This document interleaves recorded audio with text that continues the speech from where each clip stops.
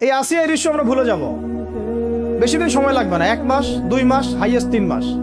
এর আগেও বহু ইস্যু আমরা এসেছে ভুলে গেছি, একটার পর একটা এসেছে, একটার পর একটা ভুলে গেছি আমরা, এবং যাবো ভবিষ্যতে। লিখে নেন আপনারা, এই বাচ্চার কথা কেউ মনে রাখবে না, এই বাচ্চাটার কথা কেউ মনে রাখবে না। 3 মাস পরে, 6 মাস পরে, 1 বছর পরে আরো নতুন ইস্যু আসবে, আরো নতুন পাপ হবে, আরো বড় বড় ঘটনা ঘটবে। এরপরে মানুষ এই বাচ্চাটাকে ভুলে যাবে। এই বাচ্চাটা কি তার মৃত্যু যন্ত্রণা ভুলতে পারবে? তার সম্মানহানি ভুলতে পারবে? তার পিতামাতাকে ভুলতে পারবে? এখন প্রশ্ন হচ্ছে, তার পিতাকেও যদি আমরা জিজ্ঞাসা করি, ইসলামে রেপের শাস্তি হচ্ছে দণ্ড, আর ব্যভিচারের শাস্তি হচ্ছে অর্ধেক কোমর পর্যন্ত পুঁতে পাথর নিক্ষেপ করা, এবং বিবাহিত ব্যক্তি হলে এই শাস্তি, অবিবাহিত হলে 100 বেত্রাঘাত, 1 বছরের নির্বাসন এবং সমাজ থেকে বয়কট করা, আর ধর্ষণ হলে সরাসরি মৃত্যুদণ্ড।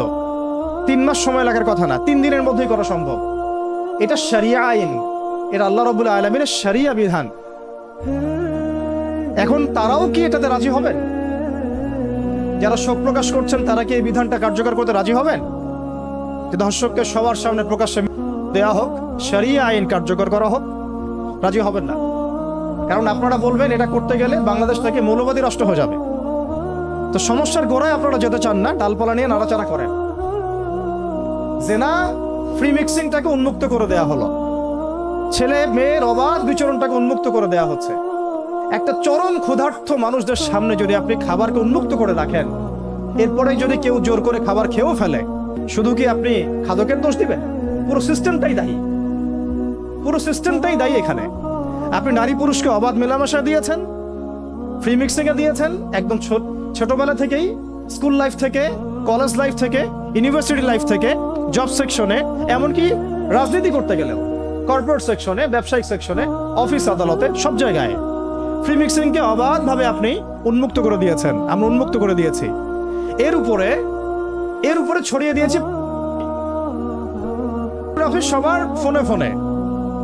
দেখতে থাকলে একটা মানুষ বাচ্চাকে না, কয়েকদিন পরে পশুর সাথেও জেনা করতে পারে। যদি সামনে দেখেন যে মানুষ জেনা করেছে, আপনারা অবাক হতে পারেন, আমি অবাক হব না। কারণ পর্নোগ্রাফি মানুষকে পশুর সাথেও জেনা করতে শেখাবে, বাচ্চা তো কিছুই না। এর উপর আছে বিবাহ বহির্ভূত সম্পর্ক, ব্যভিচার, জিনা, ফ্রি মিক্সিং, ভ্যালেন্টাইন্স ডে এর মতো দিবসগুলো পালন করে ছেলে মেয়ের অবাধ মেলামেশা। আর এই জেনাগুলোকে আমরা বলছি কাছে আসার গল্প, যেখানে ওর উপরে 100 বেত্রাঘাতের শাস্তি অলরেডি মজুদ হয়ে গেছে। আর কতগুলো যে জেনা হয়েছে এটা তো আল্লাহ পাক ভালো জানে। একটা দুইটা তো করে নাই, একটার পর একটা চেঞ্জ করেছে। বিবাহিত ব্যক্তি পর্যন্ত অন্যের স্ত্রীর সাথে জেনা করেছে। আর এটা তো ধর্ম তো অনেক বড় বিষয়, ধর্ম তো অনেক বড় বিষয়। এটা তো একটা মানবতা বিরোধী অপরাধ, এটা তো একটা মানবতা বিরোধী অপরাধ। এখন সমস্যা কি এক কেন্দ্রিক? এটা বহুমুখী সমস্যা। ফ্রি মিক্সিং রেখেছেন, চালু করে দিয়েছেন, এবং সবচেয়ে বড় কথা, এর শরঈ বিচারটুকু নিশ্চিত হচ্ছে না। তাহলে সমাজের মধ্যে এগুলো কমবে না বাড়বে?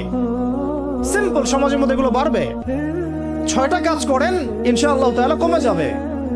প্রথমত শরঈ পর্দা নিশ্চিত করেন, দ্বিতীয়ত ফ্রি মিক্সিং বন্ধ করে দেন, তৃতীয়ত আপনারা জেনার শাস্তি চালু করেন, চতুর্থত তা বন্ধ করেন, পঞ্চমত ব্যভিচারের যে রজম শাস্তি চালু করেন, শরঈ বিধান চালু করেন, সাইটগুলোকে বন্ধ করে দেন, এবং সমাজে তাকওয়া, নৈতিকতা শিক্ষাটাকে বাড়িয়ে দেন। দেখেন সমাজে জেনা কমে না বাড়ে। কিন্তু কেউ এই সমস্যার গোড়ায় যাবে না। একটা ইস্যু আসবে, একটা ইস্যু যাবে। আজকে আপনার বোন তো কালকে আমার বোন, কালকে অমুকের বোন, কালকে তার মেয়ে, নিজের ঘর পর্যন্ত চলে আসছে। আর কয়টা রিপোর্টই বা আমাদের সমাজের সামনে আসে? যে কয়েকটা রিপোর্ট সামনে এসেছে, এগুলো 50%ও না। বহু মেয়ে এগুলো বলতেও পারে না লজ্জায়। আর আমি তো ওইসব মেয়েদের ব্যাপারে কথা বলা ছেড়ে দিয়েছি, যারা স্বেচ্ছায় নিজের ইজ্জতকে বিলি দেয়। তাদেরকে আমি আমার বোন পরিচয় দিতে লজ্জাবোধ করি। সমাজ থেকে গায়রত, ব্যক্তিত্ব, পর্দা, শালীনতা, হিজাব এগুলো উঠিয়ে দেওয়া হয়েছে। আপনারা কি দ্বীনি অঙ্গনের তসলিমা নাসরিন হতে চান নাকি? তারা কি দ্বীনি অঙ্গনের তসলিমা নাসরিন হতে চান? কেন আপনি একটা ছেলের সাথে হারাম সম্পর্কে জড়াবেন? কেন প্রেম করতে যাবেন? কেন আপনি তার সাথে বাইকে করে ঘুরতে যাবেন? কেন আপনি আপনার বন্ধুদের সাথে ফ্রি মিক্সিং এ ঘুরতে চলে গেলেন? 3 দিনের রাস্তা, 7 দিনের রাস্তা, 10 দিনের রাস্তা, অথচ আপনার উপর হজও ফরজ না মাহরাম ছাড়া। না আপনি পর্দা মানছেন, না মাহারাম